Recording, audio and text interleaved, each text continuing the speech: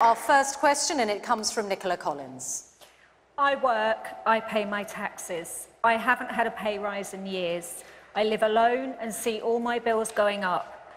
Working people are the backbone of this country. How are you going to help people like me? Thank you, Nicola.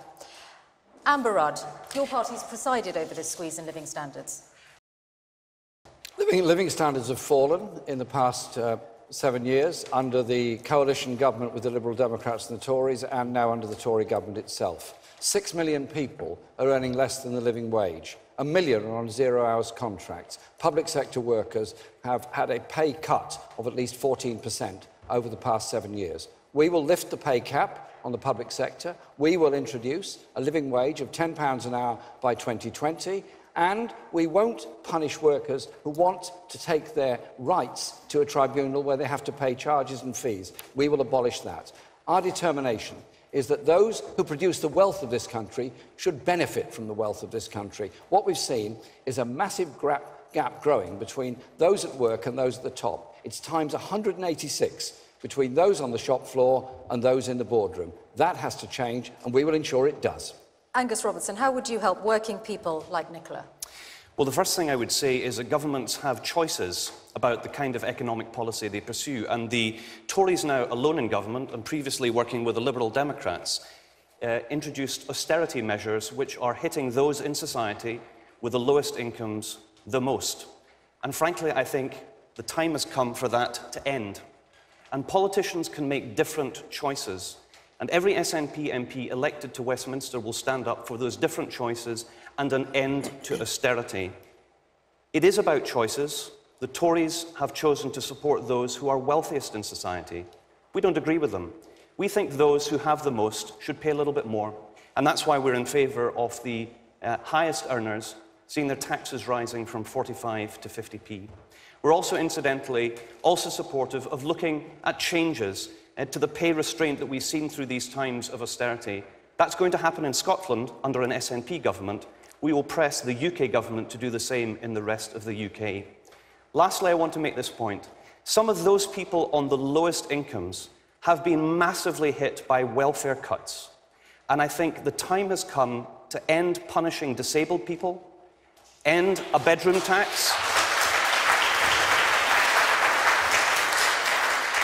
and leaving people with the lowest incomes with too little to pay for the essentials. Okay, that can change. It's about political changes. To respond to the payments away from people with disabilities, and then you turned yourselves around in a few days on that. You're not credible. Jeremy, you've argued for this election being about providing a good and credible opposition. Which of these parties do you think has the right economic formula for living standards? I mean, to answer Nicola's question, I mean, economics is about people. It's not about figures. It's about people's experience and how they can afford to feed their children and look after them. Like many people, I have known in my life what it's like to not be able to pay the bills. It matters to me that we build a country for all of our children where people are decent to one another. A strong welfare state is essential. I've been helping 2 people in my constituency with their PIP payments in the last month, both of whom were chief executives of different companies in the not-too-distant past. Everybody out there who thinks that welfare is some kind of a burden needs to remember that any one of us is only 1 or 2 steps from being in need at any given time. And just to answer the question specifically, what will we do? We will end the benefit freeze. Since the crash in 2007-8, the public sector pay freeze as well, but since that crash, public sector workers have probably borne the brunt of those cuts, whether it be nurses, teachers, doctors, social care workers. But you also need to support people to be able to go to work and have the ability to choose it. That's why we'll invest that money, £3.6 billion into childcare for 2-year-olds, £5.6 billion for the 9-month to 2-year-olds, to make sure parents have got the ability to go out to work. Because the measure of the society that we are is whether we look after those at the Caroline Lucas of the Green Party. Well, I want to come back to Nicola's point, because I think the situation that you described, Nicola, is something that people feel up and down this country. You know, and for Amber to say that this is a government that actually cares for those most vulnerable, I think is downright insulting to the kind of people that I see in my constituency surgery. You know, I see letters from a man who can't actually get into the surgery because he hasn't got his mobility scooter and he hasn't had it for 6 weeks because the DLA payment going on to PIP has now been delayed. He is just stuck there. You know, I think there is just simply not a recognition from this government about the pain that it is inflicting on some of the most vulnerable people in our society. And it is a matter of political choices, because we are the 5th biggest economy in the world. And yet, we are a country that has 4 million children living in poverty. We are a country where 1 million food parcels were given out last year. That is just simply quite wrong. And so the Green Party is quite upfront about saying we would make those with the broadest shoulders pay more. We would reverse the changes in corporation tax, which has allowed Theresa May to come up with this vision of the country as some kind of bargain basement tax haven. You know, corporations should be paying their way as well. Leanne Wood and then Paul Nuttall, I'll come to you. I'd like to know what kinds of jobs all these extra people are in, because we know that the numbers of people on 0 hours contracts has gone through the roof. My party, Plaid Cymru, has tried in Wales on 7 different occasions to abolish 0 hours contracts, only to be voted down by the Labour government in Wales. But it is a scandal that those people, especially in the public sector, who are on the highest wages, get paid pay increases. Politicians have had pay increases, yet those at the bottom have been squeezed. And it's immigrants then who are scapegoated and blamed for those wages being squeezed, when it's Tory austerity that is the real cause of that problem. Paul Nuttall.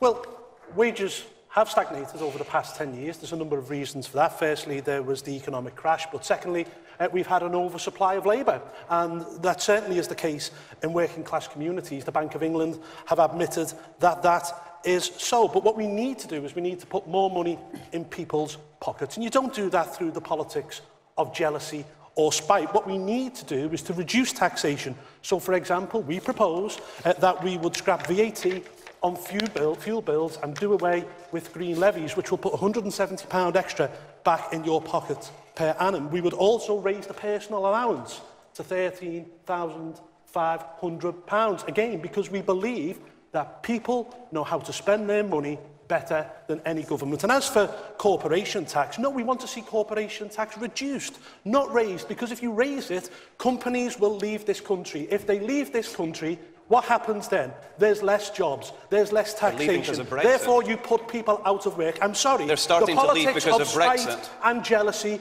does not work. Okay. Jeremy Corbyn, I'd like you to respond, please, to the point about corporation tax, because that is a risk you're taking. Paul, that is complete nonsense, if I may say so. Raising... Our corporation tax has been consistently lowered by this government with the support of the Liberal Democrats since 2010. Yeah. What we're proposing is to put it up during the lifetime of a Parliament to 26%. Yes, that is less, may I finish? That is less than it was in 2010. And if you put that corporation tax up, you're then in a position to deal with the crisis in social care, the crisis in our NHS, properly fund our schools, and not ask head teachers to collect from the parents to pay the teachers. And I would just say this, since Amber Rudd seems so confident that this is a country at ease with itself, have you been to a food bank? Have you seen people sleeping around our stations? Have you seen... Have you seen the level... Jeremy, I need have to you answer seen that. the levels of poverty that exist because of your government's conscious decisions on benefits? You made many spending commitments in your manifesto. They are going to cost a lot of money. You would also add to borrowing. How does that create the economy that enables more to be spent on working people who need it? Well, what we've had is a government for the past 7 years that has borrowed more, run up a greater deficit and cut public services at the same time, and had the lowest growth rate of any industrial country. It isn't, the system they have is not working. What we're proposing is to raise corporation tax, yes, in order to make the funding commitments that I've already outlined, but it's also to establish a serious national investment bank to invest in infrastructure all around this country so we do get a sustainable, growing economy. We cannot go on giving money away to the very rich. This government's proposing another 60 billion in tax giveaways in the next 5 years. Instead, I say turn it round and invest in the future of all of our people. Businesses will leave this country. And if businesses leave the country, they're leaving there's less already tax. because No, of they're Brexit, not. Paul. They're Listen, leaving already businesses because of Brexit.